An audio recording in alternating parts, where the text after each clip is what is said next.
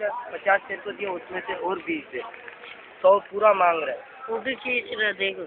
नहीं बोलो, बात करो। 100 पूरा मांग रहा है। अभी तेरा भाई को वो गिरा क्या? तुम्हें क्या मिलता है ये जो तुम हमारे साथ खड़ा हुआ है?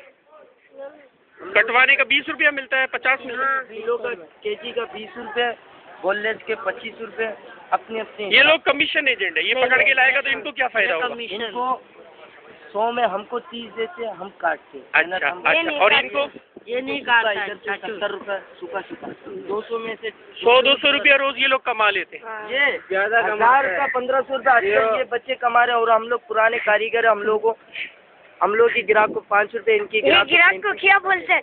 30 रुपया किलो, हम लोग 20 रुपया किलो काटते हैं। हम लोग 20 अभी ग्राहक 50 दिया, ग्राहक क्या बोलते हैं?